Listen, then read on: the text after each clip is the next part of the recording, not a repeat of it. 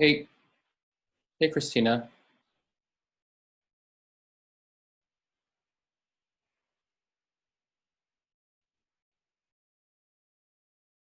Hey, Christina.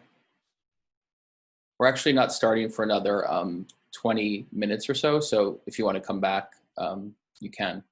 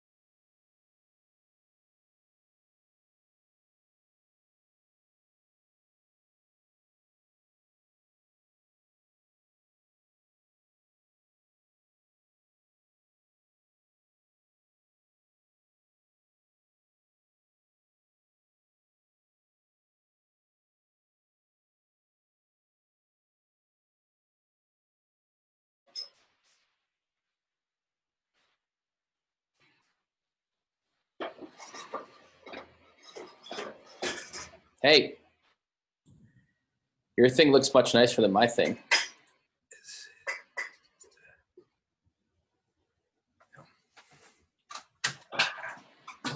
Hello? I don't hear you, by the way. Oh, you can't hear me? Your sound isn't on. Oh, I'm on mute. My bad. No, I'm not.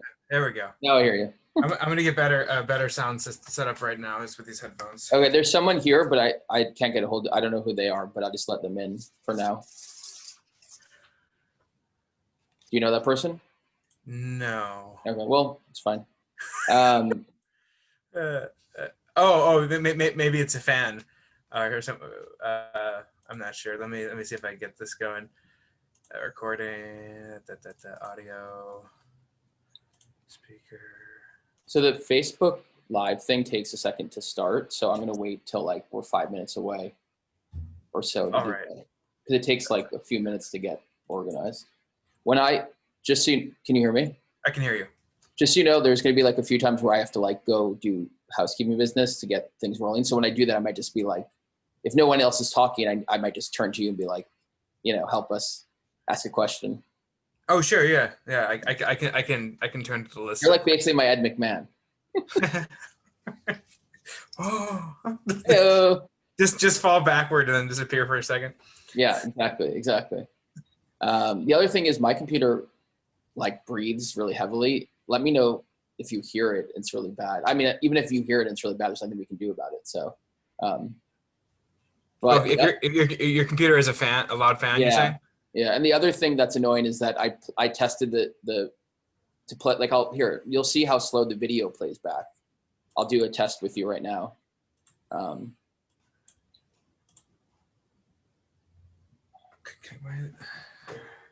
Just a moment. I'm gonna step away to get my phone. All right. Oh.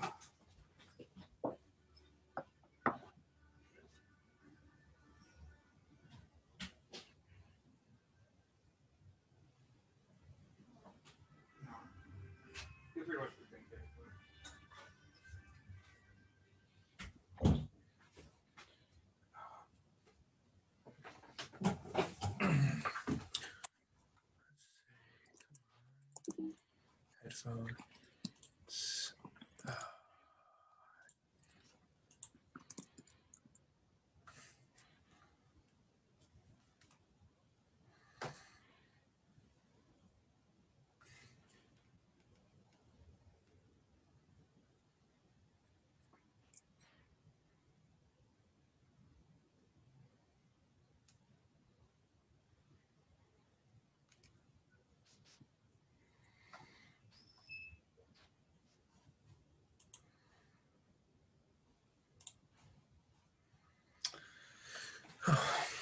Use this.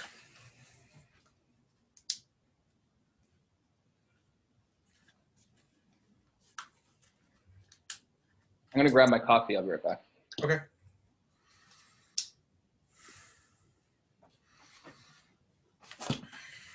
Why aren't you?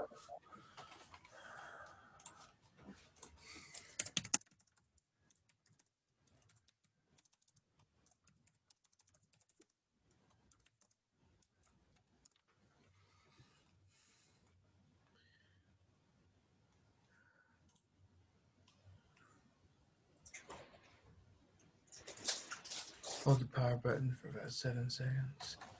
All right, let's see.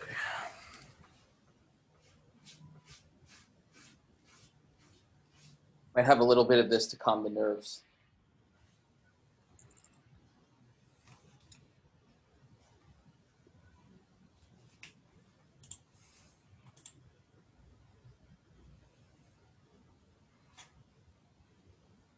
A little bit of what to calm your nerves? Let's see, come on. Why aren't you picking up my headphones? There we go. There we go. There we go.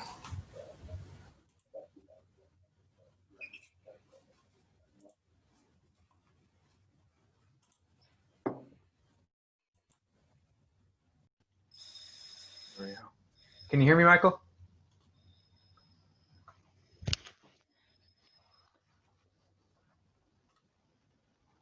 What's that? Can you hear me? Yeah, I can hear you. Okay, cool. I'm using my headset now, so Okay. we should be with the power of Sony. What do you have to calm your nerves? Maybe I should pour myself something. Scotch. I should. So do you want to see how slow this plays back? I'll share it with you. Okay. This is so hot.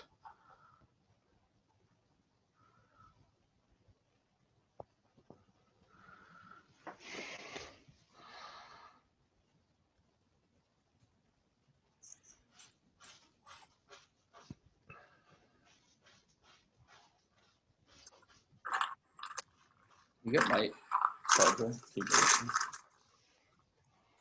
How's it playing back for you? Okay. I don't think I'm getting any sound. Oh, really? From no. Oh. Not good. Thank you. Should be. Do you want to let's see, as a solution. Oh, let's make sure you're hearing the sound before you do that. Here, I'm going to keep playing it. Okay.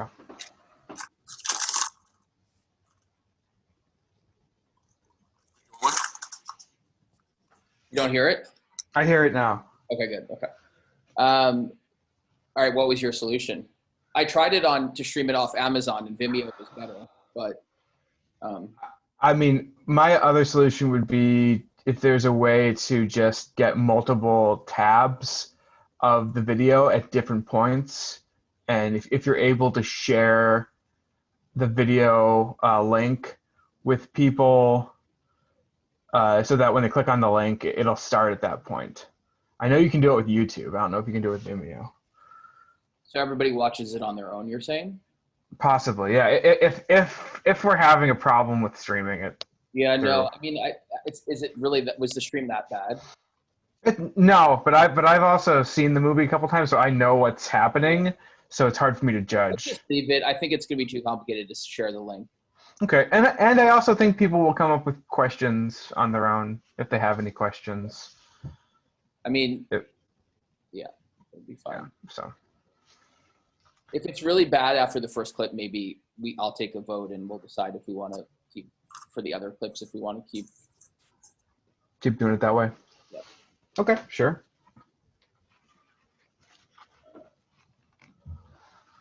Anything else? I'm gonna go grab. Let's go over the questions real quick. Let me look at the questions.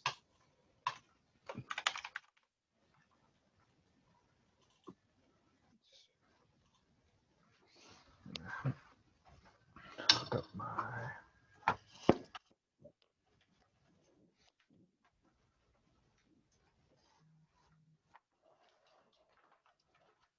Actually, you know what? I should start up the Facebook thing. Oh, I'll wait a couple more minutes. Okay.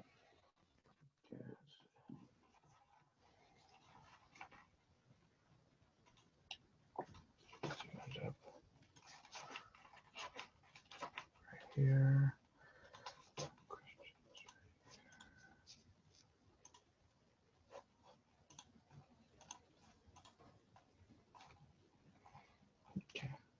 So, any updates on who's showing up actor-wise? Malin just entered, so. Oh, excellent. We got her. Cool.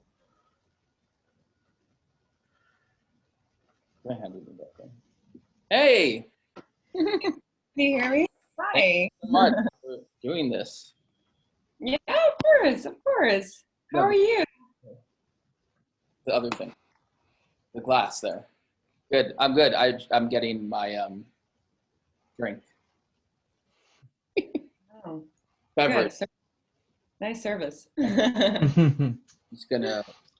Hey, Christina, do you just mind waiting a second before we start? Thank you. And also, we're going to turn off your camera. Yeah, sure. Okay.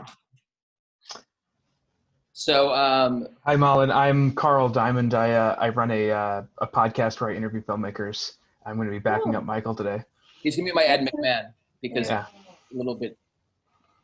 a lot to do this on my own. You look great, Malin. How are you? I'm good. In Sweden, it's very, very, very dark. You're dressed for LA, but what? You're dressed. I know.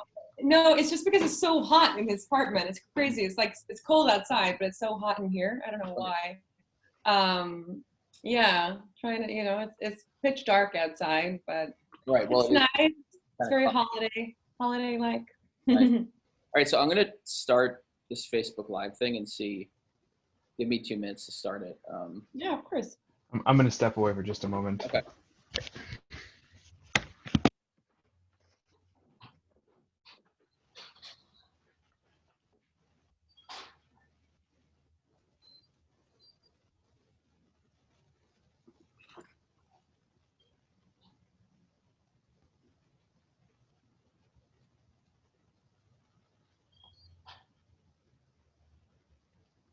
I don't. This Facebook Live thing's weird. What is it? You can like stream the thing live on Facebook while you do it. Oh. People, it's like the interface for it is weird. First Love, Zoom. What's LA? Are you there right It's now? actually really hot today. Sorry to make everyone jealous. Yeah, we're jealous. It's like 80 degrees. It's crazy. Fahrenheit, obviously. That's so nice. Feels very far away right now from here. Yeah, it's the hottest day. By the way, it's really hot out now. Yeah, I just told Anne. It's one of those days that I feel like unseasonably warm is what they would put it. Yeah. Okay, now we're live on Facebook, which is a little up. So how are you doing this? Are the other, or everyone's joining in on Zoom? Yeah, but I think it just crashed. So I don't know if we'll be able to do the Facebook thing. I'll try one more time. It says live on Facebook on the screen. What's that? It says live on Facebook on the screen. All right. Yeah, everyone's Amin and Arye are joining, and so is a few fans. And we'll do it like for an hour, and then we'll have it, and people can watch it later if they want to. Okay, cool. Sounds good. The only snafu right now is that the video playback is pretty. What's going on, Carl? Video, your screen is green. My screen is green. At least to me, it is. Oh yeah, now it is too. Green in what way? Like there should be a green screen. But oh, okay, cool. Fixed itself. The only thing is our playback isn't great. So so we're live on Facebook.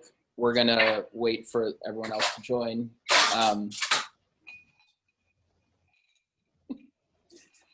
And yeah, this is exciting. I've never done one of these before. I'll text our other participants to make sure. Oh, it's still 12:59.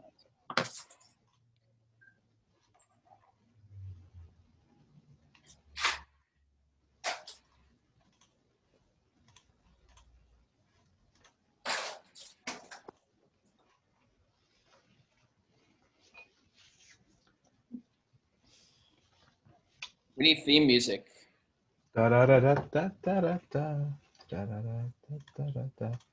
Was there a sweeping score to First Love that never made it in?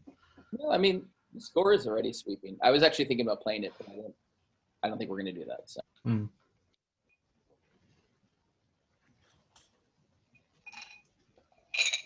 Like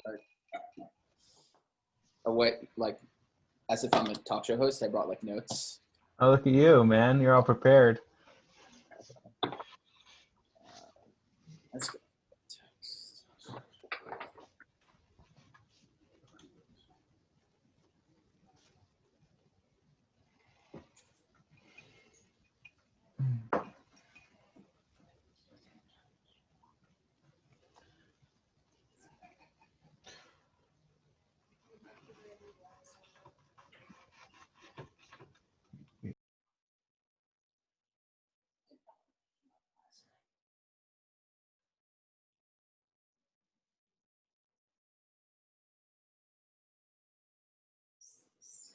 Hey, everyone who just joined.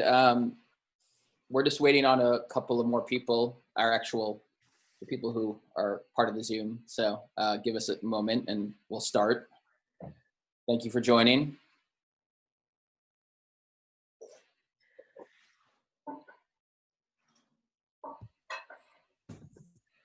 Hi, Michael. Hey, I'm just going to take your video off. Take the video off? Yeah. Got it. And your sound, please. Yeah. And sound?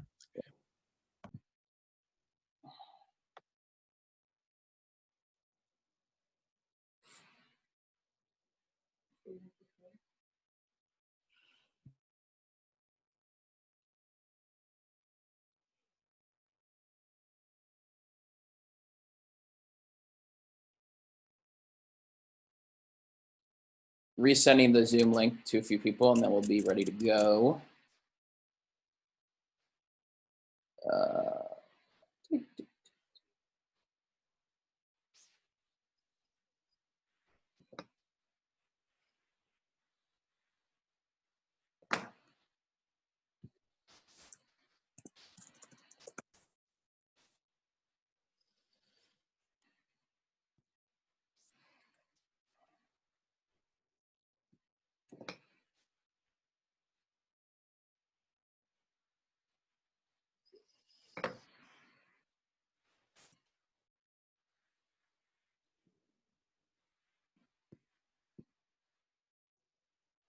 Okay, Amin is here now.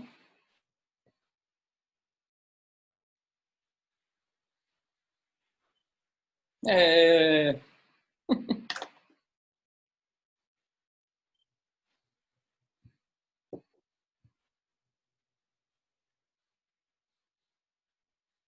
It is plant game, man. Okay, you guys, Malin and Amin, you guys can unmute yourselves. Hey. Hi. Hi. Hey, everyone. I've never done one of these, but I officially be our first go. And there's Arye Gross. Okay. Hello. Awesome. Hello, everyone. Welcome. The funniest thing about this thing is that Ari, Malin, and Amin were never in any of the scenes together in the movie. That's true. Oh, which is actually one of the more interesting things about the Zoom. So when I play the clips, I'm like, I can't even double up the clip because y'all are individual. You have your individual clip. We're just going to start. I think some people might come as we go. Someone just chatted hi. One of the things that reminds me, as we go, if you have questions, just answer them, ask them in the Zoom group chat, and then we'll get to them at the end. If you have a burning question, I guess just say it's urgent and then we can interrupt it. But we can use the chat for that. And at the end, if people want to say hi, we can do that too. I'll just turn off the Facebook Live at the end and we can have a chat because I know people want to say hi. So let's do it. So I am Michael Masarof, writer and director of First Love, and the host of this little 1 hour event. And the reason why I was going to do this, and wait, I'll introduce everyone, then I'll explain what I'm doing. So Carl, to my left, is helping me. He's my sort of Ed McMahon for the evening. He has a podcast. Tell the name of your podcast, Carl. Hi, my name is Carl Diamond. I run a podcast called the Hey, You Made Your Movie Show, where I interview directors.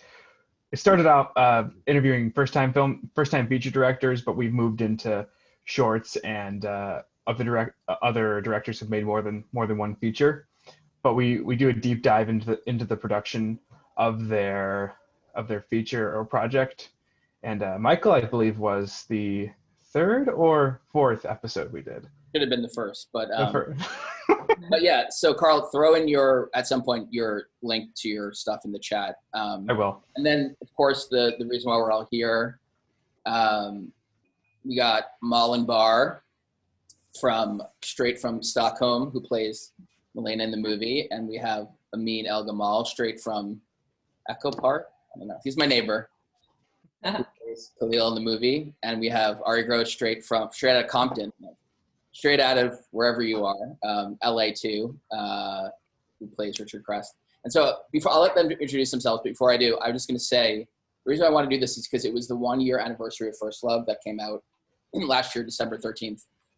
And I know that so much now is on Zoom, and I was like, there should be a promotional, I should somehow use that to promote the movie again. I've promoted it to death already, and I thought this was a good reason to do that. And in general, I do think that as annoying as Zoom is, it is a pretty amazing thing that like if last year when we were trying to organize everyone in person for the actual premiere, it was like impossible to get everybody. But like if we just knew Zoom existed, it would feel like we could just be like, do this like the day, like during the premiere or right after the premiere. And so it's pretty amazing, and it's really lovely. And I know that, like I've been saying, Zoom is sort of, I know everyone's been zooming their minds out, but this will be fun. We'll have it for if people want to come back and look at it later and look at everyone's faces. But yeah, so hopefully we'll be able to talk about the film, talk about just film in general. If anyone has like indie film questions, how to get a film made and how to cast a film with indie film and how to make movies, these are the people to ask. And I know nothing, but no. So before we also start, I just want to say First Love is on Amazon. I'll promote, and it's in the chat, but I'll put it in the chat again. Everyone should watch it after this thing. If you've never watched it already, you have no excuse. Okay, so I was going to do like one of those, I'm introducing like a talk show, and I'm going to tell you stories about each person, but I was like, screw that. You have to introduce yourself. So when you introduce yourself, tell us what you're up to, plug whatever, because I know like you guys are all working on stuff or have stuff coming out or just had something coming out other than First Love, obviously. So introduce yourself, tell us what you're up to in life and in entertainment. Malin, I'll start off with you.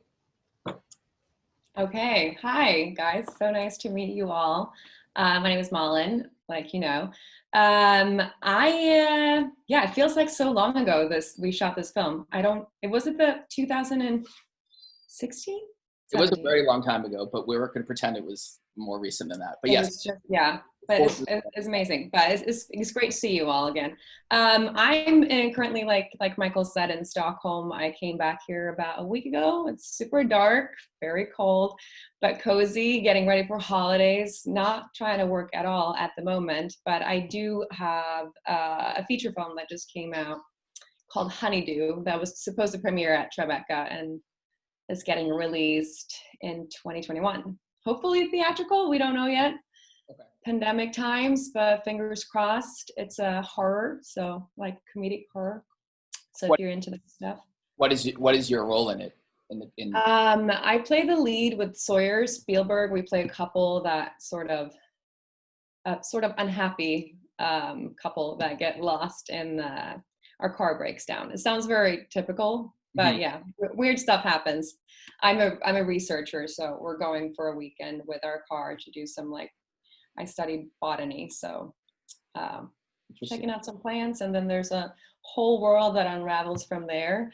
But yeah, it was a great experience, and I'm really excited that it's getting out there now. So that's Steven Spielberg's son, Sawyer. Yeah, he's great. It was a good time. And 6 degrees of film history. Arye Gross starred in a Steven Spielberg movie. Really? Called Minority Report. Oh yeah, great movie. It's a very small role, but I just rewatched it, and you're in the beginning of the movie, so I was like, oh, Ari, there you are. That's great. So, no role like the Janet Leigh in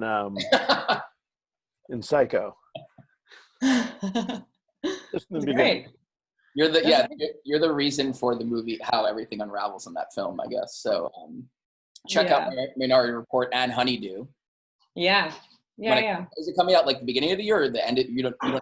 I think they said the release is in March, okay. I believe. So fingers crossed. Just pandemic, I've been writing a lot, so I'm working on a feature script, following in your footsteps, Michael. Hopefully that will get done soon. But I've had a lot of downtime to write and stuff. But I'm excited. I think it's going to be a great 2021 because 2020 was not what it was. Yeah. What it was. what we thought it was. And we'll have I to. moved to LA to not move to LA. That was kind of the plan. Yeah. I was there for like a month and a half. And well, I was going to say on another post Zoom, we'll have to tell us all about Sweden's not coronavirus.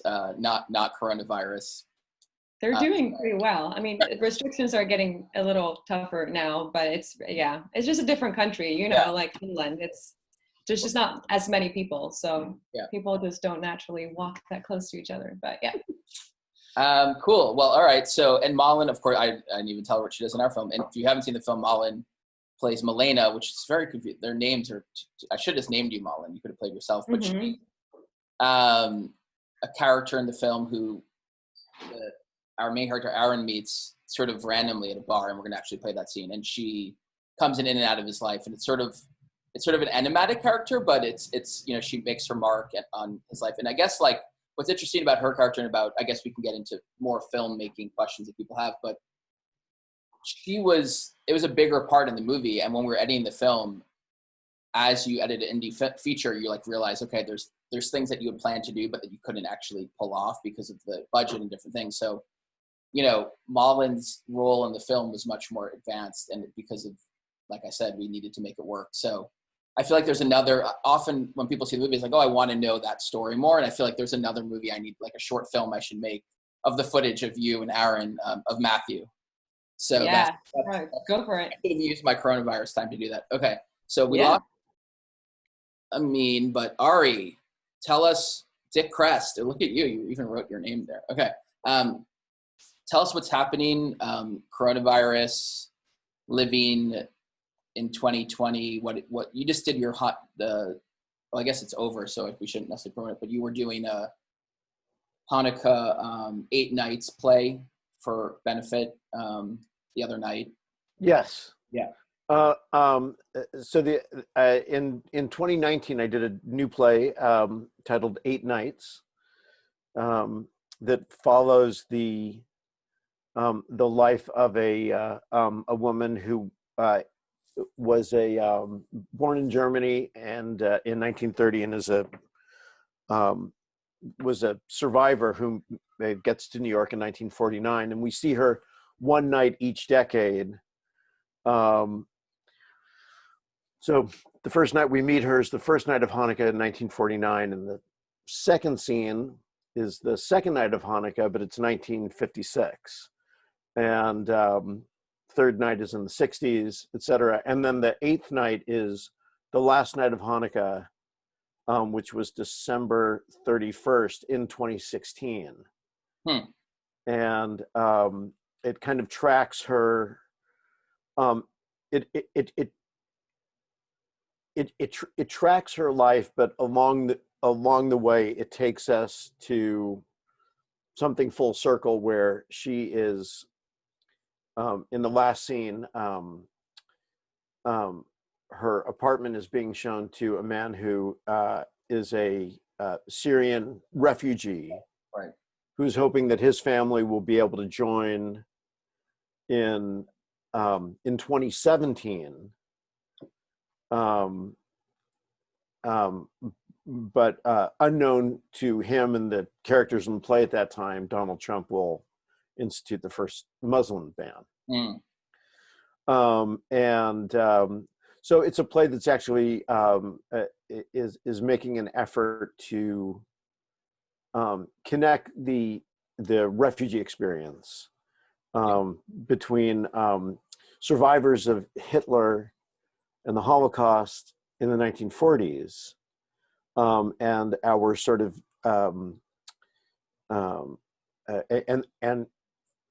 and the ease with which we accept the notion of asylum and acceptance of those people who came to the United States, and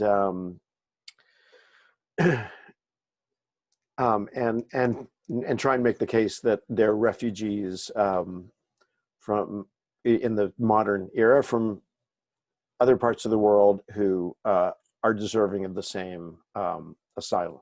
Yeah, I saw it. It was a really beautiful play, and I saw it last year. But yeah, I know you guys just did a benefit for it the other night, and we have a lawnmower outside now. Classic. Excellent. So it was actually we did a reading that's of live reading via StreamYard, which is another one of these Okay. Platforms, and we raised over $3,000 for Raices, which is which is sort of dedicated to legal assistance for people who have been either detained at the border or families that have been separated at the Mexican border. Awesome. And it was sponsored by HIAS, which is the used to be known as the Hebrew Immigrant Aid Society. Okay. Which it kind of works with refugee issues Nice. worldwide. Well, I was going to say the horror movie and now Arye's 8 Nights. I feel like First Love has a very, like, in terms of plot, it's a very, like, I call it low stakes drama plot.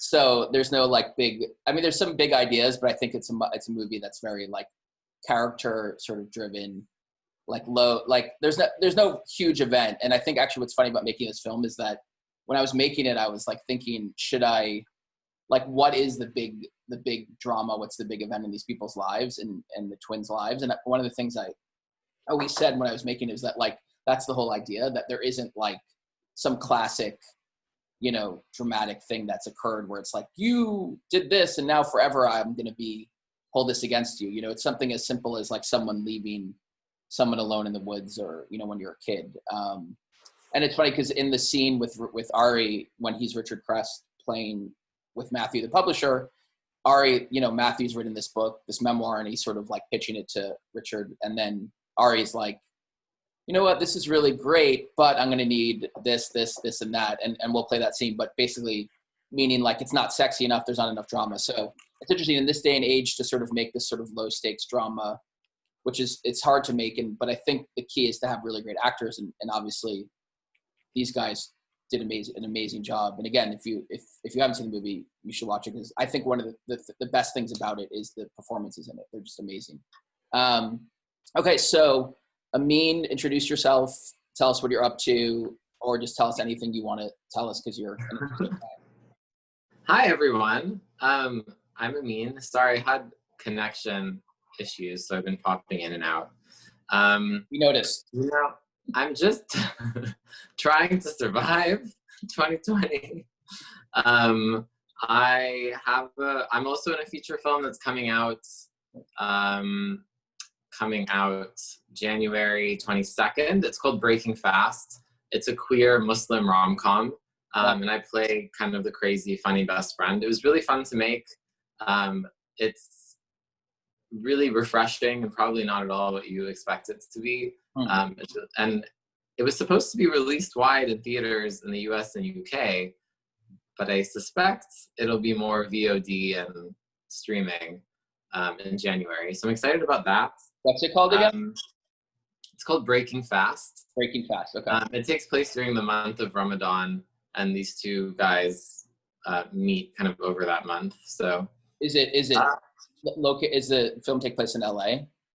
Yeah, it does actually. Cool. Another LA indie film. Yeah, right. Yeah. Mm-hmm. I'm really proud of it. It's kind of an unassuming little sweet kind of confectionery sort of movie, and then after you watch it, you're kind of like, oh, whoa, I've never seen anything like this before. My mind is sort of exploding. Yeah. Someone just said not another Muslim rom-com. Yeah, it's also gay. So. There's a lot of layers. And you said it's Muslim gay, you said too, right? Yeah. So Yeah. So they just released the trailer, I think, on Entertainment Tonight or something. And yeah, that's cool. We got all sorts of, we got a lot of people that were excited by it and a lot of like trolls. So I think that's just an indication that, this kind of content is important and necessary. Yeah. Even if it's in the packaging of like a kind of fun rom-com, it's still breaking barriers in a certain way, and homophobic and Islamophobic people are still doing their thing. So we're trying to chip away at that. Yeah, I was gonna say sometimes that, like, yeah, press, like any press is good press, and like if you're, I mean, obviously we don't want anything bad to happen, but yeah, like people boycotting projects maybe are good because then it's sort of like, oh, I have to see this thing now. So, but it sounds really cool, and I'm excited to check it out. And Malin's movie. Yeah, And cute.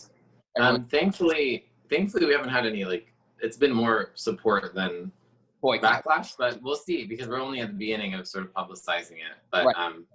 I'm really proud of it. It's very cute and endearing, and if anyone likes, you know, very sweet 90s rom-coms, it's very much in that vein. Oh, cool. With a twist. With Nice. a twist. Cool. Well, we're gonna start showing the clips. We lost Malin. Oh, there she is. Okay. Hey. And so this is the thing. The playback on the clips is sort of not that great. So if it's really bad, we won't do it anymore. But let's watch the first one. Oh yeah, I mean, post the link to Break Your Movie, and also Malin, if you want to post your name, your film, or any information about it here in the chat. So I'm going to show the clip. The first clip is of Malin, Milena meeting Aaron Matthew in the bar. It's a really fun scene. We're going to play it, and if it isn't playing well enough, we'll just yell, and we'll stop it, and then we'll just talk about it, and that will be that. So give me a second to share the screen. I feel like we need Johnny Carson music. Da, da, da, da. Here we go. So for those who haven't seen the movie, Matthew's come to LA to find his twin sister, who's a famous actress who's had a breakdown. And in this scene, he's like wandering the streets, and he ends up literally walking into a bar and meeting Malin, who sort of is like, well, you'll see. So here we go. Hang on. I know how to use this.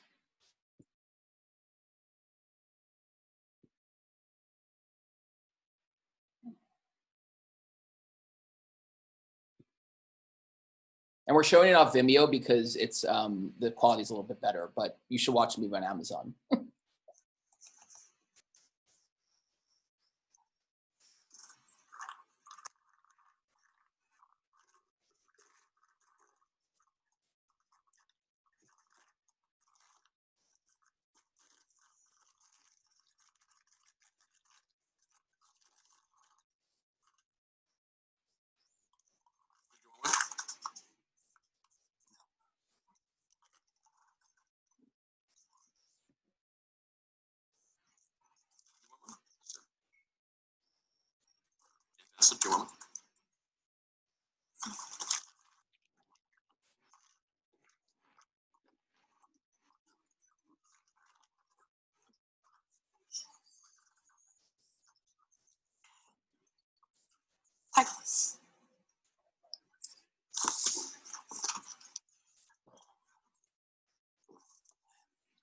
Listen, it was really nice meeting you. Why don't you give me a call sometime? I'll show you Venice. Yeah. Melina, right? Oh, that's right. Good memory. Pleasure.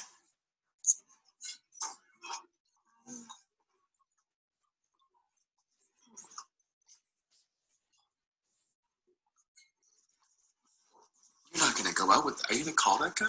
Please tell me you're not going to call that guy. Wow, he was nice. He was nice? He read an interesting book and we discussed it. What book was this? It was The Secret. You can't be serious. Be jealous. Oh, no, I can't be. I mean, I don't even know you.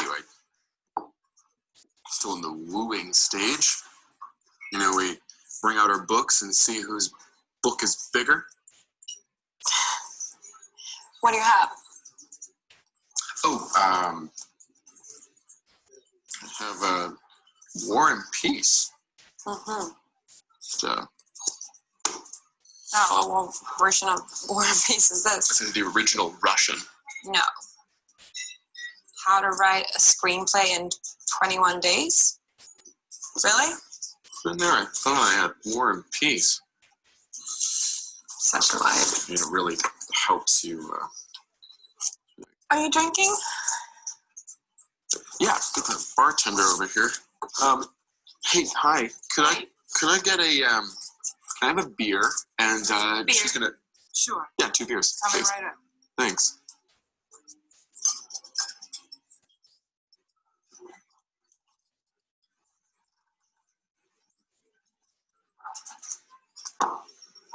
Thanks. Thank you. Oh. Hmm? There we go.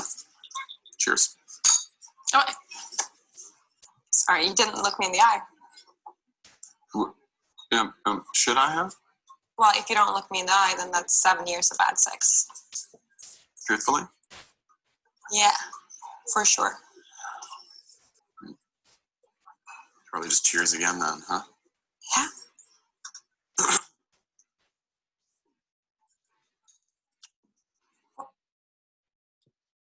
Yay! Yay! Sorry, that was pretty choppy, I think, maybe, but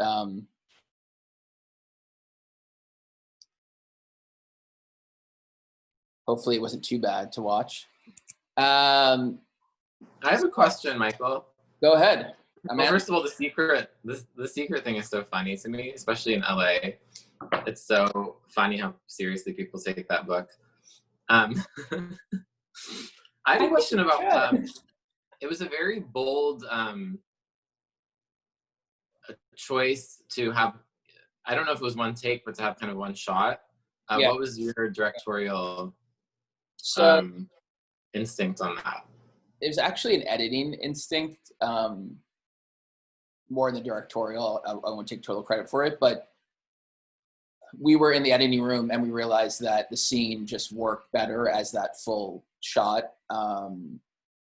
And it did. And actually a friend of mine even said, can you do like a digital zoom in on it, which we did, which isn't barely noticeable, but if you do watch the scene over and over again, which I've done over and over again now, but if you watch the scene a lot, you'll notice that imperceptibly we're moving in closer and closer to into them, which is great. And yeah, I mean, I think it works really well. I think one of the things the scene does is it makes you sort of like a voyeur on it. And I know that for the editor, in terms of editorial, like we had talked a lot about, this is gonna sound very pretentious, but there's a filmmaker named Chantal Ackerman who died, unfortunately, a few years ago, but she made these like meta films where it would be like one scene would be like one shot for like 20 minutes. And for some reason, it's so fascinating because it makes you almost concentrate more on what's happening. And when we started making this film, I was mentioning her a lot to Daga, who's the DP, and the editor, Barnaby. So I think, it was my idea, but it wasn't totally, I wasn't the one saying, okay, use this. But I think that's one of the things which is great about collaborating with actors and crew is like, we talk a lot before the movie about what we want to do, and then it becomes part of, their toolbox. So I think that's where that came from, and it works really well. And it's funny, like one of my favorite things about seeing, I don't know how you feel, Malin, but like that, there's a moment when you order the beer and then like you and Aaron, because it's sort of like a wider shot, like as actors, I don't know if it's an acting thing or just a life thing, but like you kind of don't know what to do. And in not knowing what to do, it makes the moment like seem so much more realer. I don't know. Do you know what I'm talking about, Malin? Yes. Sorry. Got people in the apartment. Yeah, no, I can't say I remember, but I definitely know that awkward feeling of like, okay, you order a drink and then you sit there and then like while you wait. I don't remember it, like I said, it was a while ago, but I don't remember it being like, I remember it feeling very natural to play out that whole scene. Mm. So I don't think we did it that many times, right? I don't feel like we did it too many times, No. but it was easy to work with Aaron also. We had a great time working together. So, and I think like a lot, you also gave us some space and like creating, like there wasn't a rush while we were playing out the scene. We got your feedback on it, but then I think you let us play with it. So it kind of felt natural, but it's definitely awkward. I mean, the whole thing, it's also, I think it's so funny in the beginning with the two guys and he comes in, it's like, is the seat taken? It's just, it creates such an awkward vibe right from the beginning. Yeah. And one of the things too, it's funny, is like, I have to say, part of me, like the me too of it all, like of being like, would a guy walk into a bar and kiss a woman? Like, I kind of like, I think at the time I was sort of like, whatever. But now when I watch it, it makes me cringe a little bit. I'm like, what the fuck is he doing? Why is he like kissing her? And I feel like part of me is like, when I was writing that scene originally, I wasn't thinking that it was like weird. But now when I watch it a little bit, part of me feels a little bit weird about it. But it's, you know, I think one of the things I was trying to do in that scene too is like, and I think one of the things I tried to do in the movie is that like Malin's character, Malina, and Amin's character, Khalil, are both from different countries. So they've like, their worlds are like opening up Matthew and Rebecca. So I wanted that feeling like the Swedish woman who's like, kind of like, yeah, like, and like who goes, like, I think it's hard for people to, that was the other thing is like, I wrote it before I really lived in LA. In LA, no one goes to bars by themselves. So, but like New York. I did that a lot. Oh, I didn't know this. Yeah. See, I guess I've proven right. So, but like in Europe, I feel like it's much worse. So, but like that's part of it too. What are the chances that a woman would go to a bar by themselves and like just hang out? But you know, it happens. Likely, I would say. But yeah, maybe not in LA. I don't know.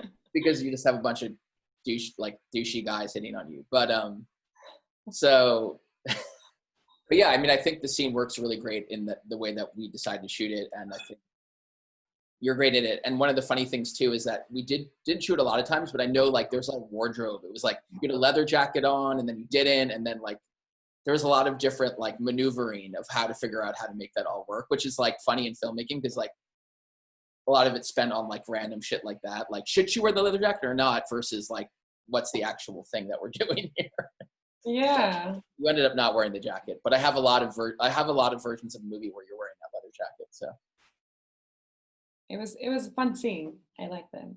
Does anyone else have? Did you have Carl? Did you have a follow-up question on your? I did. I just want to touch just a little bit of what you said, Malin, about how you went to bars in LA by yourself. So you've lived in Sweden, and then you lived in New York and LA. What was the experience? Like, is there a difference in the bar scene? Because I don't think anyone really goes to bars to read, but in New York they do, but yeah. You do? I mean, okay. I definitely have done that once or twice. I don't know. I grew up in Sweden. I lived in Sweden until I was 19, and then I lived in New York, and then London for 3 years, and then back to New York. And then I've never really lived in LA. I've been there like on and off for a few months until the beginning of this year, but it was also 2 months. So I don't know. I think I tend to, I don't know if that's a thing that is a difference for culture. I've traveled a lot since I was little. My mom was an air hostess when I was little.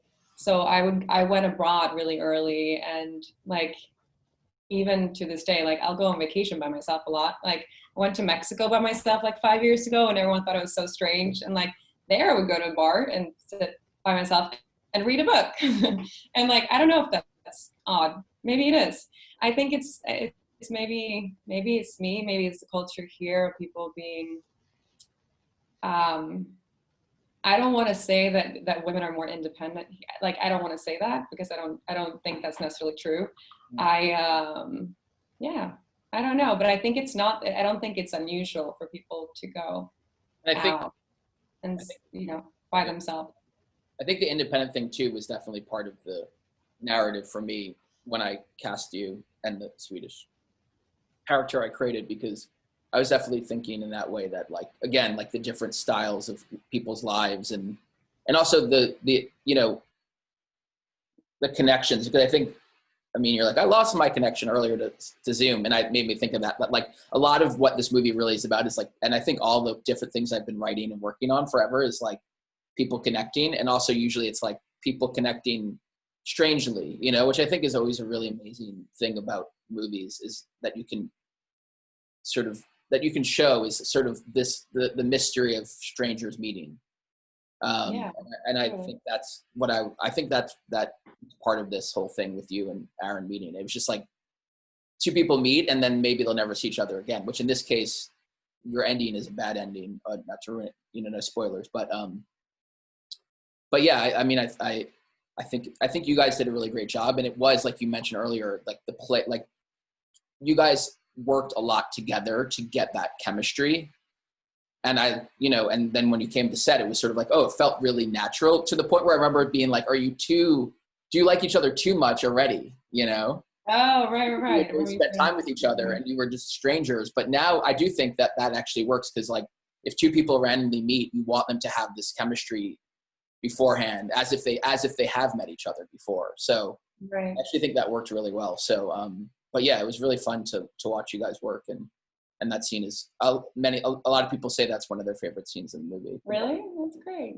I think also that's kind of like the reality of LA and New York, at least for me, like coming from Stockholm, where you don't, people, I always say this, and New Yorkers are always like, I don't think that's true. But I always think people are so open, like even in New York or LA, like maybe not as much in LA, but like on the streets, I've met so many of my friends, like randomly in a coffee shop or on the street, or just like talking to someone at an event or whatever. Like in Stockholm or New York? No, in New York. Yeah. Here it's not the same. Like same with COVID. People like don't walk close to each other. They don't talk to people they don't know. You keep your distance, but that's like one of the things that I love about America, or as in New York and LA. That you can really like just strike up conversation with someone in a coffee shop, or totally. or find a friend walking on the street or taking a walk. So I think that meet at a bar is very, very likely. Whatever it ends up going, or yeah.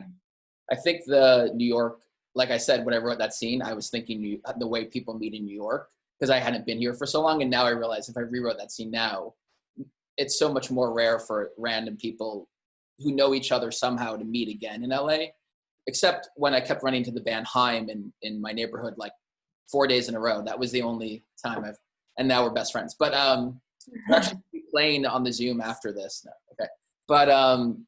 But yeah, I think it's funny that you say that, because I do think New York has that quality of you always just run into people all the time in different places in the city. And actually, to plug a new movie, which I know Arye and Amin have read, but a new film that I'm writing and that I'm making next year is about sort of New York meetings. So, cool. So, okay, so let's do the next scene. I mean, there's a little embarrassing, but you're going to be naked in the next scene. No, I'm joking.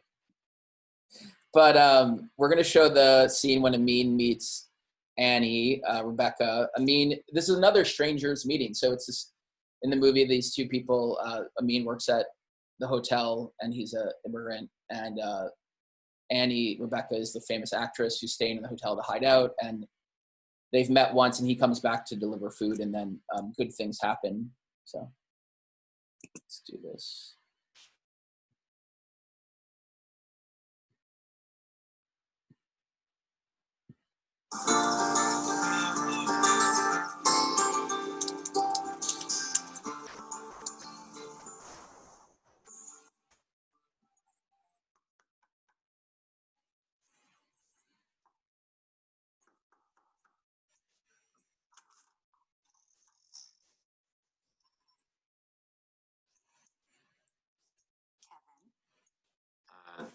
Khalil. Not close enough. Wait, what kind of a name is Kevin? Khalil. Arabic. Do you like Kevin? Can I call you Kevin? No. Come in here. I have something for you. I can wait here. I want to give you a tip. Thank you.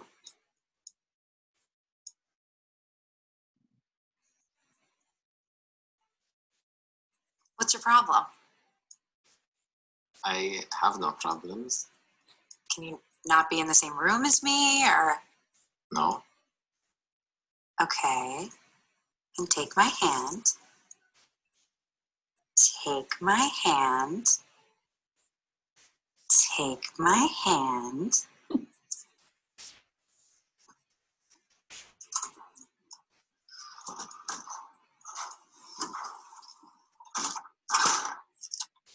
A 50.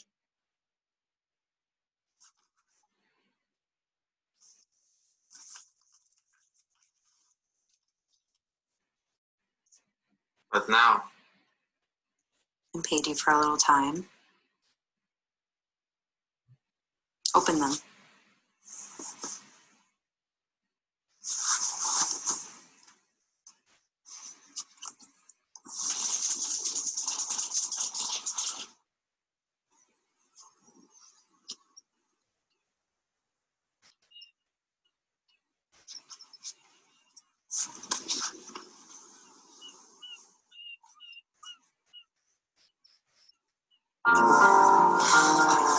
Tell me about happy moments.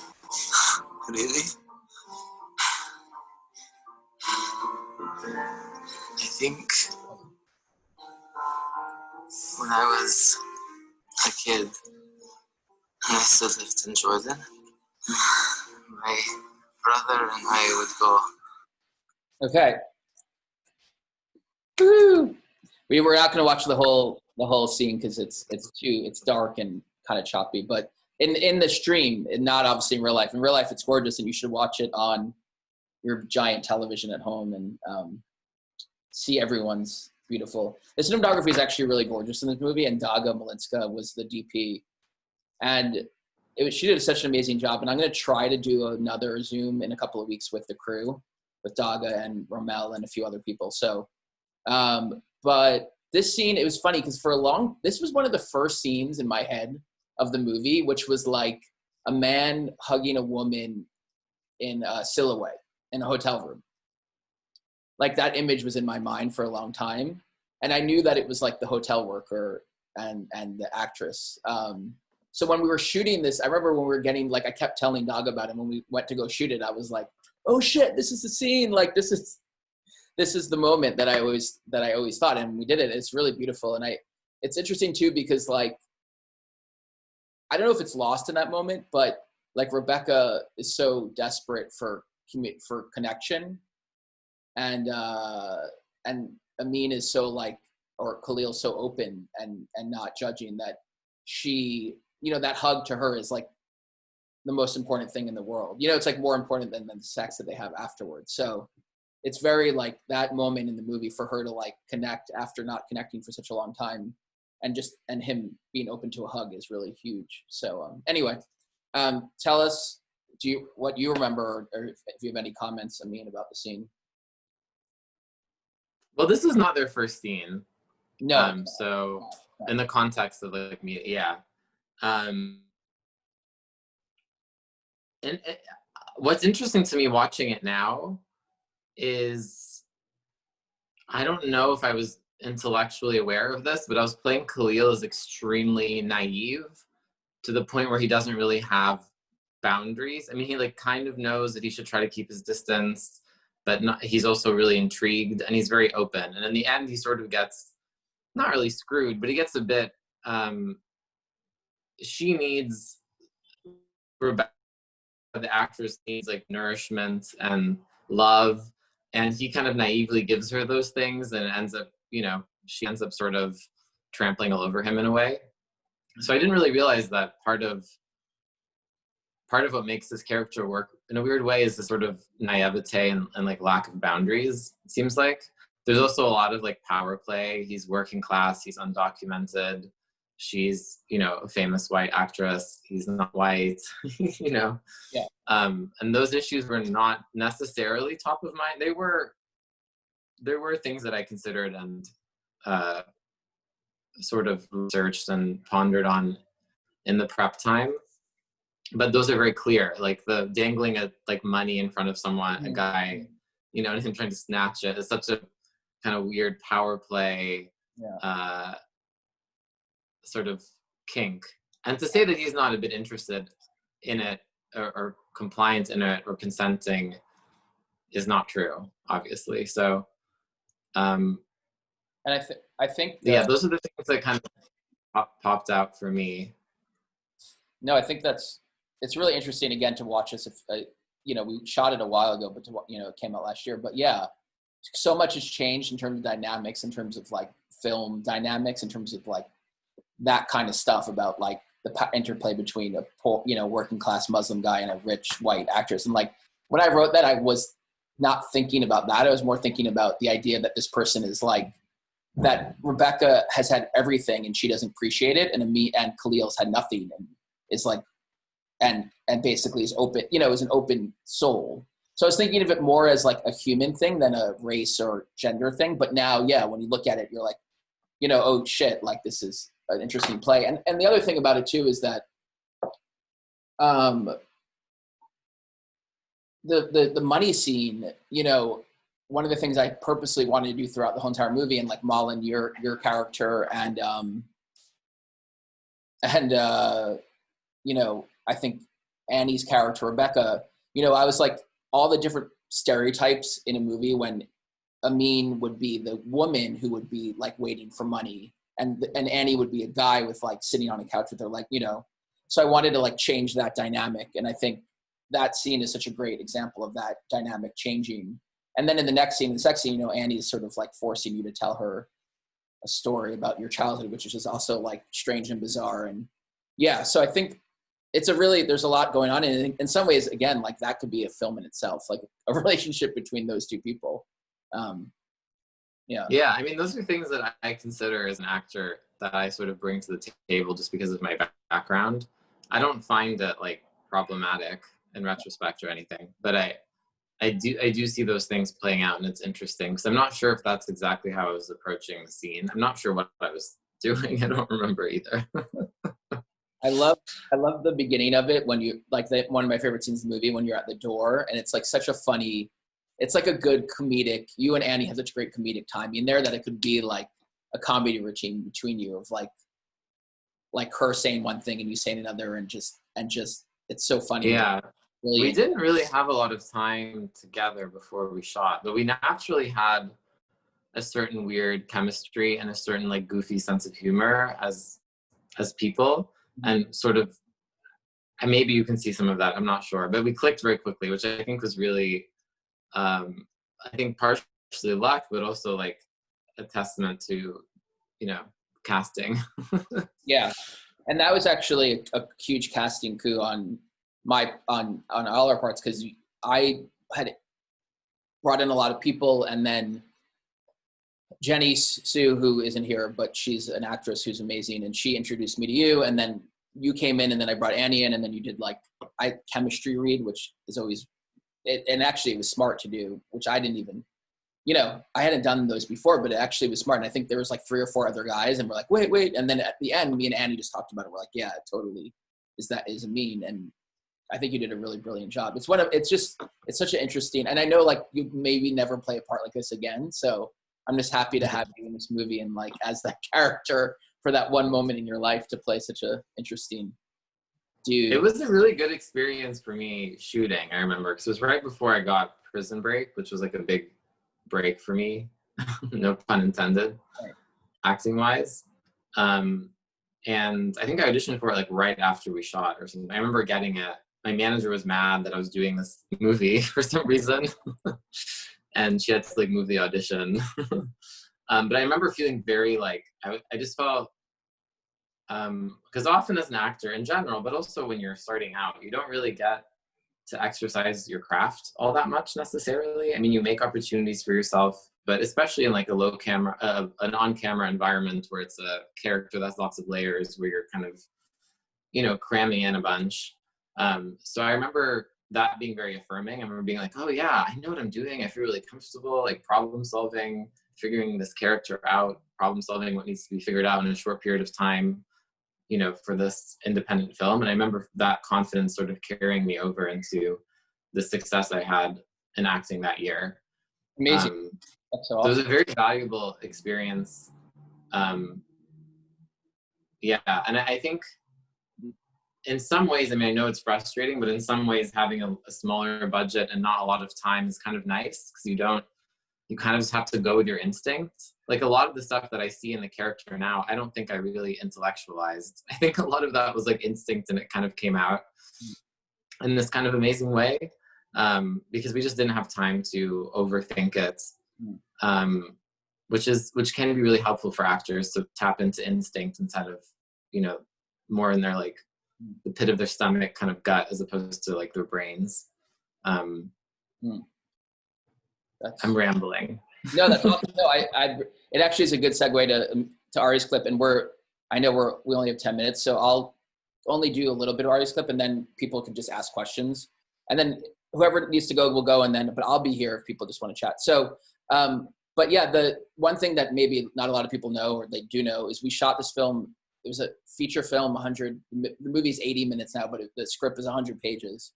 And usually it's a page a minute. So anyway, usually Hollywood movies will take maybe 3-4 months. I know some indie films take about 18 days. We shot this film in 10 to 12 days. I think we did 1 pickup day and 1 day with the children. So it's 10 days with Arye, Malin, Amin, Annie, Rebecca, Aaron. So which is amazing. And so Arye, which is a segue, is Arye had 1 day to shoot his scenes, and that was it. And then, and he was in 2 huge scenes. So we just spent 1 full day at Warner Brothers at my old office there, shooting in his office, that he would play in. And it was insane. We're just and it was so much dialogue, and it was and I had cast him the weekend before. So it was a crazy, crazy day, but we were literally in one room all day, and we had a lot of fun. And again, to Amin's point, part of me does wonder, it makes people hungrier and more energized when you know that, okay, we have to freaking do this thing.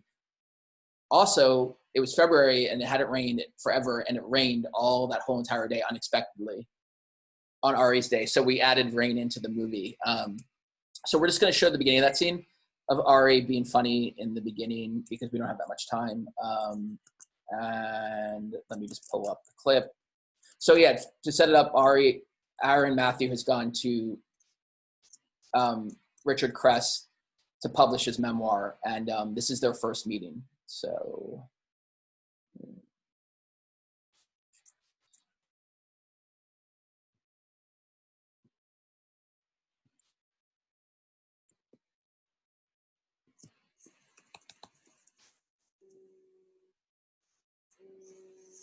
Answer. Hello? Hi, Matthew.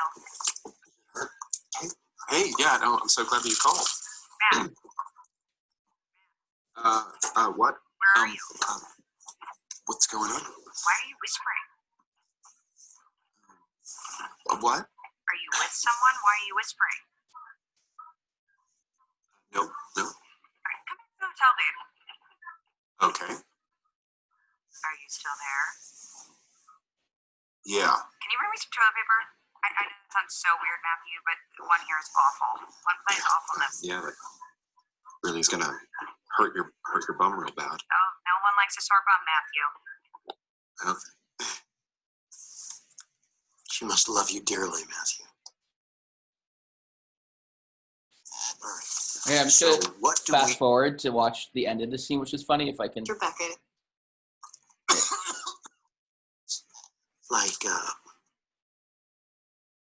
Is that something that you can do? Matthew, I need you to write something in your book that will deepen your relationship further, that will expose your relationship further. I just need you to come up with 1 or 2 good tidbits, like a rape, or an abuse by your father, or your mother. Or let's say incest on your part with her.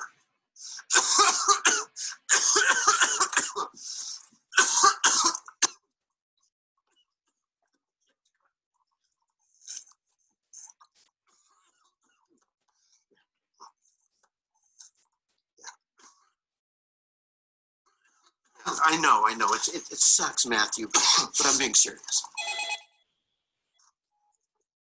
Amazing. Okay, thank you, Arye Gross, for your juice prowess.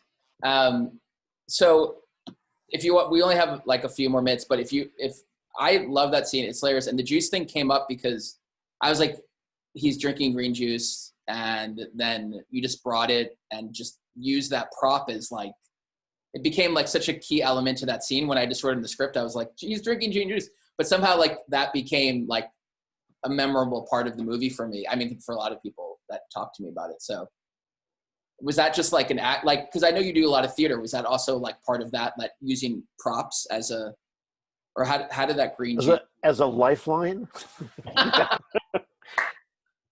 Yes. You know, I don't actually, I don't really remember. The day was thoroughly enjoyable, and it just felt like a tightrope walk on like a really slippery cable. I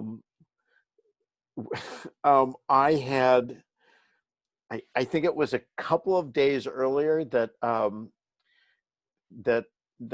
had gotten the offer for the movie, and there was a lot of dialogue, and it definitely was that feeling of showing up and realizing like, oh wow, I really don't know this.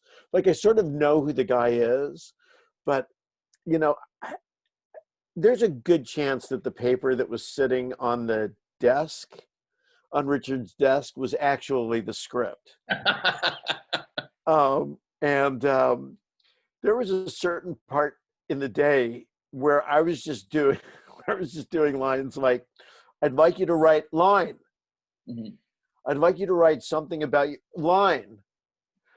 And the script supervisor was just calling out the dialogue, and I was just trying to sort of go like have faith that it was going to be something you could cut together. I was kind of amazed. It was a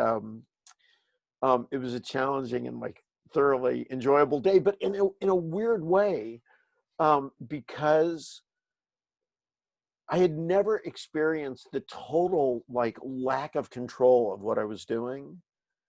That there were other impulses that sort of came through that were just that there was no reason not to follow.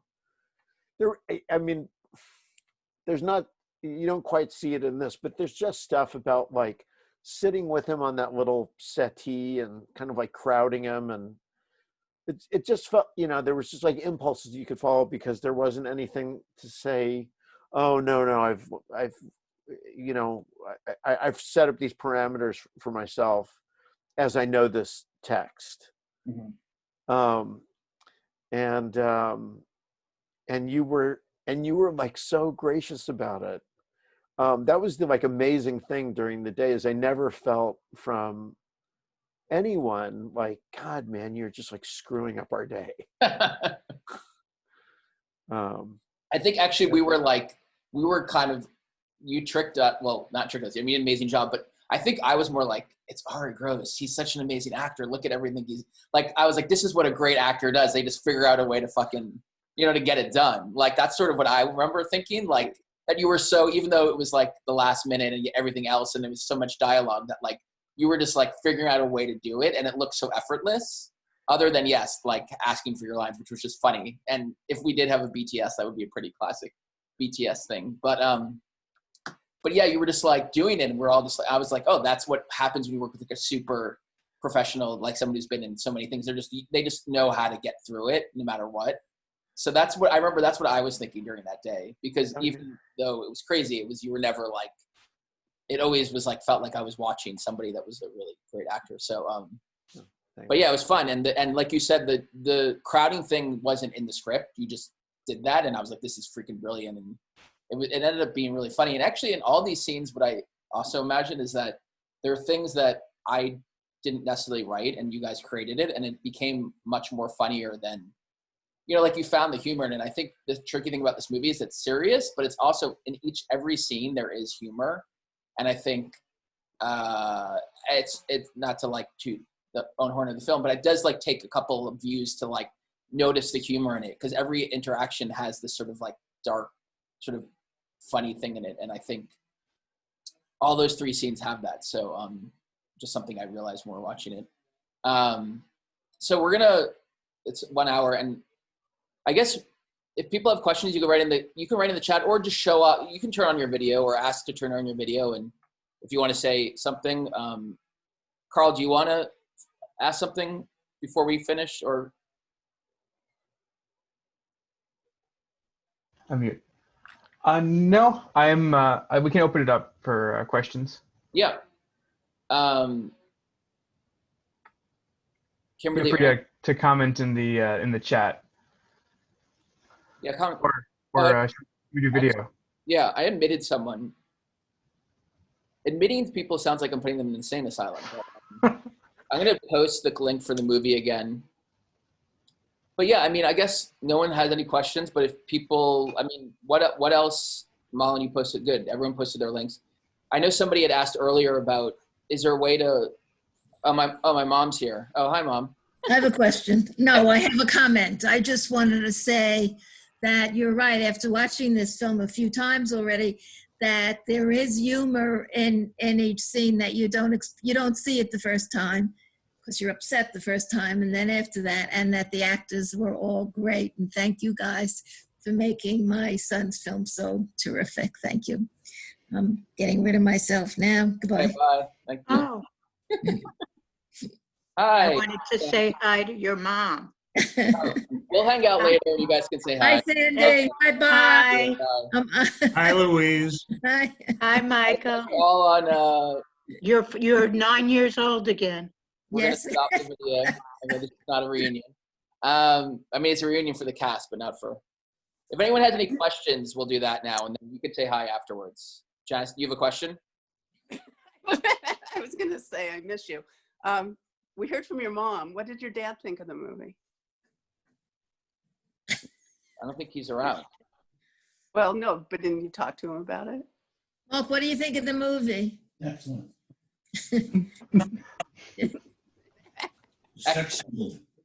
He said it's excellent. Did you hear me? Yeah, we heard you. Okay, that was his. So, yourself? No, not really, because you hogged okay, it. you guys can turn off your sound. Thanks. So that was a good segue to everything. But so no one has any questions for the actors who took out their time to come here today. Hello. I have a question, Michael. Oh, someone wait before you ask your question.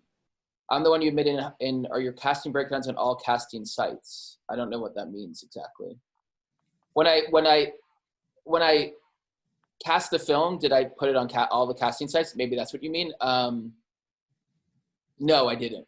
I casted this film through friends, mostly. Some of the smaller parts I might have put. I don't think I used any casting sites. Because actually, there was one part that I couldn't find, and then a guy that I worked with at Warner Brothers was like, I'm starting to act, and he was like, good. Like, I was like, yeah, you're starting to act, you're probably really bad. But he actually ended up being really good, and he played the guy that Malin meets in the bar, the secret guy. So that was funny, and I did audition for those people, but I don't remember how. But Malin I found through a friend through NYU. Amin through a friend through NYU, Arye through a friend. They're not here now. Mute yourself, guys. He shut it off. Oh, and Reed Birney, right. So I'm just going to mute everyone because we have a couple of... Reed Birney was going to play Richard Crest, and then he was like, he actually was like, I don't come to New York, or I don't come to LA. Sorry, I just outed you, Reed Birney. And I was like, who doesn't come to LA? Like, it was a very like power move on his part. And he was like, I don't know if he realized that the movie was set in LA the whole time when he read the script, but maybe he thought we were faking LA for New York. So, but I called him and he was like, but there's a version of me on the West Coast. It's the West Coast Reed Birney. And so I was like, okay. And he gave me Ari's name. And actually the funny thing about Arye too is that Arye, when I approached you, you actually weren't sure about what the movie, like what the role was. And you were like, is it like this? And I was like, no. And I explained to you more what it was like. And then once I explained that to you, you were like, oh, cool, I want to do it. Because at first I think you thought he was sort of just this kind of like stock sort of cliche character. And so that was, I remember that our conversation we had when we first talked, you asked that. That was like the first thing you asked. So what else? I I muted everybody, but anyone else? Oh, Carl, you had a question. Yes, and Michael, that actually is a great transition into my question. So Ari, you've had such an extensive body of work. I have to look at my notes. Get a profile shot here, you know. Extensive body of work, TV and film, and everything. You worked with so many different actors, directors. Was there anyone from your career that you know served or found their way into Richard Crest? Oh, good question. Yeah, like a bunch of people, you know, a bunch of agents and a bunch of producers that I've worked with, and there's I won't say like specifically, but there is it's just the thing, and it had to do with Michael's with my question to Michael as well, is somebody, you know, those people who in professional situations will like completely completely like bring you into whatever their personal like family drama is at the moment, or their family drama, their gastrointestinal drama, their psychiatric drama, in the course of like talking business. You know, there's that Richard Crest had a window in his office that gave a clear view of a completely like mud-filled field, like a building site before the foundation had been finished. And that sort of seemed like a perfect metaphor for me, like how he conducted business. In the mud. Yeah. That's funny, yeah, because the Whole Foods was being built outside that office in Burbank. That's what it is.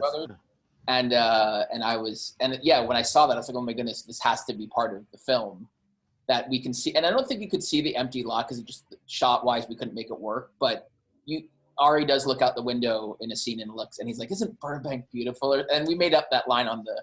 Yeah, I remember that line. I remember how funny the performance. Your performance, Ari, is hilarious, and I felt like I knew that guy, like industry sort of guy, you know.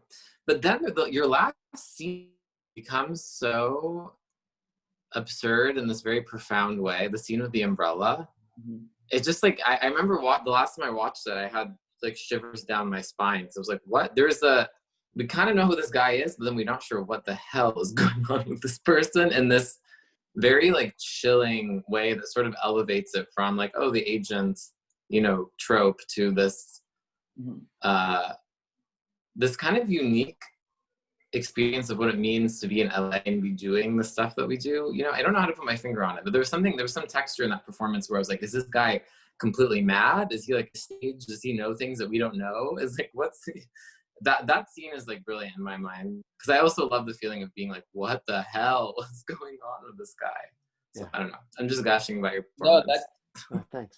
Yeah, no, it was brilliant. And again, something that I don't know if people are picking up, and I'm glad to mean you did, but yeah, like, when I wrote that scene, it was what you just described, which was like, how can somebody, he's like kind of like being friendly, but then he breaks for a second and he's like fake. He's like telling instead of just telling Aaron like, hey, this is a bad business, maybe you should get the fuck out of here, you know? He like tells him this weird story about himself that he's like, Ari's almost, I mean, Richard Crest is almost like building up his own life to be like, you know, it's okay.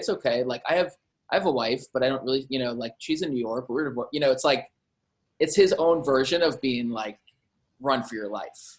Yeah, it was really chilling and very like Cheshire Cat. Yeah. and it wasn't supposed to rain. So the umbrella became even like, again, a prop, like it became this huge thing. Like where we're like, oh, it makes it even creepier that he's like under this umbrella, the strange umbrella that we didn't have on set that someone just like grabbed from somebody and like, yeah. Filmmaking. Michael? Yeah. Yeah, I just wanted to comment on something you said earlier, Mhm. that you kind of referred to big events and that your movie wasn't about big events. Yeah. And I loved your movie because it wasn't about big events. And when you really look at it, human connections drive big events. Mm. And I was thinking about your movie, and it was about the connections people have and the conflict of self-interest over someone you love. I mean, I don't know if I'm getting it right, but that was the conflict that I felt about his own self-interest, and how it played out with keeping the connection with his sister. And when you wrote the movie, you didn't know that 2020, in my view, one of the big conflicts is self-interest, and how do we play it out with our connections with other people and caring about other people. And the big events, when you water them down, is really about your sense of connection and those in your life around you. And it's really simple. So when you camouflage all that with huge events, I find the movies kind of meaningless. Yeah. And that was really beautifully said. I agree. I mean, I think the best movies can do it, be big and also be emotional. I think like just popping head, The Godfather too. Like, I mean, I don't like, that might be the perfect version of something where you're like emotionally there, and also it's so huge, it's like bigger than life. But yeah, I don't think I'm interested in making sort of smaller, these sort of human dramas, if you will. And actually the next thing I'm trying to make is funny. I mean, it's also a little sad, but yeah, I mean, I think everyone here, Malin, I mentioned earlier, her character in the film, which isn't in the film, but like I said, maybe I should make a short of it, but like, she had a self-interest thing too. Her self-interest was like, she had a kid at home and she came to LA to like go to school and sort of try her hand at starting something new. And there's a scene later on in the movie where Matthew confronts her about that, and like, she confronts Matthew about it, just how could she make that choice between her child and, being at home with her kid and living in LA and not being near him. So, and then even Amin has the same thing. And I think one of the things too is like, in some ways, Malin's story could have been a movie in itself. And that's maybe also the choice we made to be like, okay, maybe it's too much. The main narrative is the twin story. And if we have someone else who has like also really life-changing events. So it was, I learned a lot about storytelling, because it's sort of figuring out the best way to tell those stories and make it truthful and make it so that we, there is another movie where here's 3 stories all together. But I appreciate you pointing that out, Sandy, about this movie. And I do think that was a big part of it. So thank you. You're welcome. All right, well, let's end on that note, unless someone else has a comment to make. I just had a comment, Michael. Yeah. As one thing, what I really liked about your movie, one thing that I think you had there in the beginning in your script, which it might have been more present in the script versus the final product, was that you have these 2 characters that are going through a small drama that they're trying, that outside forces are trying to make bigger, like into a more spectacular drama, when they are and then in the process that they're interacting with people who actually have much bigger dramas in their life that are natural. I found that very interesting. Yeah.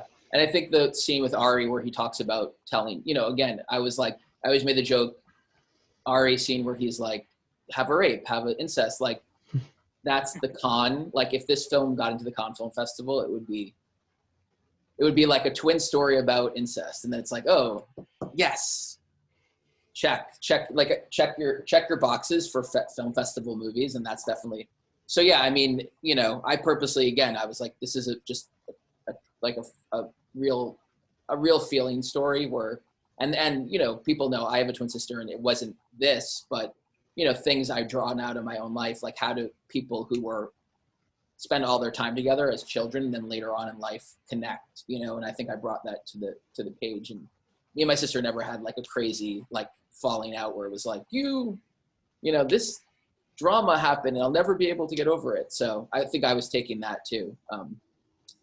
So unless mom and dad, you know about something that I don't, but they left. So we'll never know.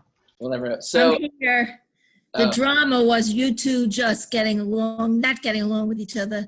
The scene where you were riding the bicycle and she tried to get ahead of you, that to me is a consistent part of your life since you was a baby, since you were born. It's been like that. And it was interesting that you made this movie and made believe that it wasn't going on. Okay. Okay, thanks. Interesting. I don't know if I didn't make believe, but yeah, I mean the bike scene and the different, and again, you know, movies change, and the original ending of this movie is different than what is actually in the movie. The original ending of the movie was there was like a reconciliation of where they sort of emote to each other their feelings about each other, but it ended up not working. So the new ending is sort of this silent sort of, I call it like the end of the Graduate moment, where like two people sort of know everything, but they don't know anything. And it's, I think it works really great, but they're, you know, this is where we are. So, okay, well, I'm going to stay on. If people who wanted to say hi to me, I'll be here and I'll end the Facebook Live. So we're not like talking on Facebook Live, but if anybody else has any questions before we do that. And also I had posted on social media that like, if people have questions about making an indie film, casting an indie film, we made this movie for like, you know, less than $500,000, a lot less. And, you know, we did a SAG ultra low budget, and, you know, we shot in 10 days, and there's a lot of things I learned and that I could pass on. So if people have questions or they want to email me later about it. But I think one thing about casting is like, build your network, build your connections, become friends with actors, because even though they're crazy now, but they're, you know, it's great to I became friends with a lot of actors from NYU grad acting. And because of that, like I met Reed, and then, you know, I think connecting in this business is the most important thing. And in acting, like if you want to make a small budget movie, knowing good actors is like half the battle, because otherwise it's really hard to find good actors to be in a movie. So that's one of the things I would say is just like, get out there and meet people and go to like theater and see actors and see movies. And yeah. And also as a director, like I think one of the key things too is like letting Malin and Arye and Amin like do their thing. Cause you know, once you have great actors, you should trust them and let them do the thing they know how to do. And I know that like the Polanskis and, you know, there's like really great directors who are like going to tell you every muscle to move of your body, but you know, that's not this movie. This movie isn't like move your finger 50 degrees, you know, but that's one way to direct, but that's not, you know, I'm more in the other school of letting actors do their thing. And I think the performances are much richer because of that. So thank you all for coming. I really, really appreciate this amazing 1-year anniversary of First Love with these wonderful actors. And I'll be here a while longer. I'll turn off the Facebook and the recording, and if people want to ask more questions, we can do that. But Ari, Malin, I hope I see you soon. Ari and Amin, I'll see you in LA at some point. Yeah. Stay safe, everyone. Wear a mask. Holidays. Get a vaccine. We're actually giving out vaccines after this. If you want. You have to show that you watched First Love, though. Yeah. Thank you, Carl. You have to, if you show you got First Love, we're putting you at the head of the vaccine line. Otherwise, it's the Russian vaccine. There you go.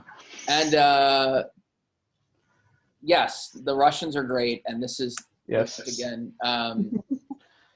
We love you all. Be safe. Merry Christmas. Happy New Year. And stay safe, everyone. Okay. And if you want to watch my interview with Michael and do a deep dive into the making of First Love, it is episode 3 or 4 of the Hey You Made Your Movie show. I put the link in the chat. Cool. But you'll see the big poster and my big face on it. And check out Malin's film and Amin's film and Ari's work. What's up? I have a question. Is there a way to access or get a copy of the chat because there are these various links there? That's a good question. Thank you. Can you export the chat? Can you copy all the chat? Oh, I just copied all the chat. Okay. Let me try to paste it and see what happens. Yeah, it works, Michael. I copied and pasted some of them to a Word document. Oh, great. So Okay. I'll copy that for you, Ari. And then, but yeah, check out Malin's film when it comes out, Amin's film when it comes out, and just look out for everyone because they're going to be in your face forever. That was weird, but okay. Take care, everyone. Thank you so much. Take care. Bye. Okay. Bye, everyone. Thanks, Bye-bye. Michael. Bye. Bye, everyone. Great seeing Bye-bye. you all. Bye. Great to see you. I'm stopping the live stream. I'm stopping the recording.